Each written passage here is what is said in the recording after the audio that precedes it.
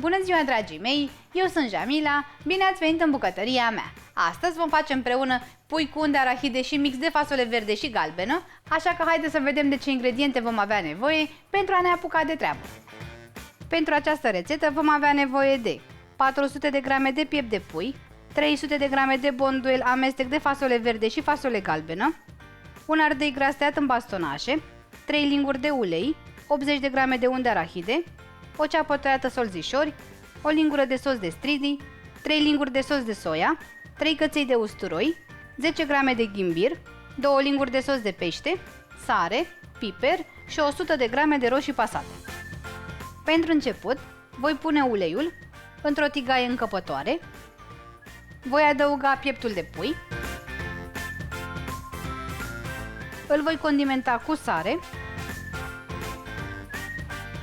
și cu piper, amestec și voi găti puiul până când se va albi.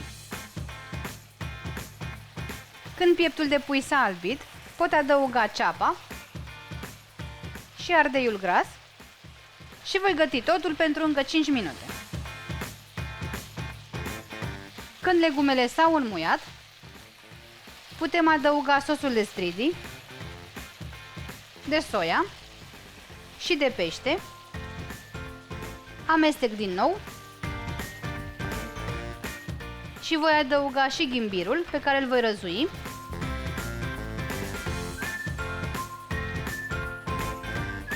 Și voi face la fel și cu usturoiul. Gătesc usturoiul și ghimbirul pentru aproximativ 2 minute. După 2 minute, pot adăuga untul de arahide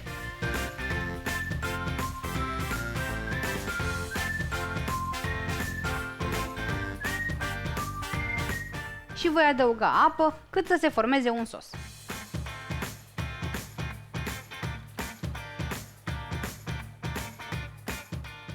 Voi adăuga și roșiile pasate.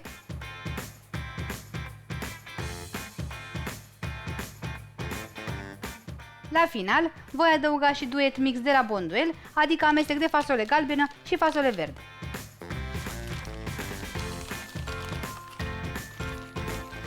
Am pus aproximativ 300 de grame, iar pentru că fasolea este gătită la abur și congelată rapid, va trebui să o gătesc doar pentru 5 minute.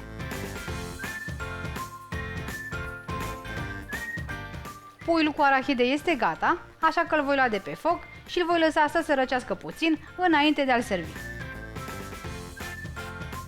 Dragii mei, puiul cu unde arahide și fasole verde este gata, arată absolut minunat. Eu l-am servit cu orez, însă puteți asorta orice fel de garnitură, este foarte aromat, se face repede, așa că sper din suflet să-l încercați și voi. Dacă v-a plăcut rețeta mea, nu uitați să dați like și share și să ne lăsați un comentariu mai jos. La revedere!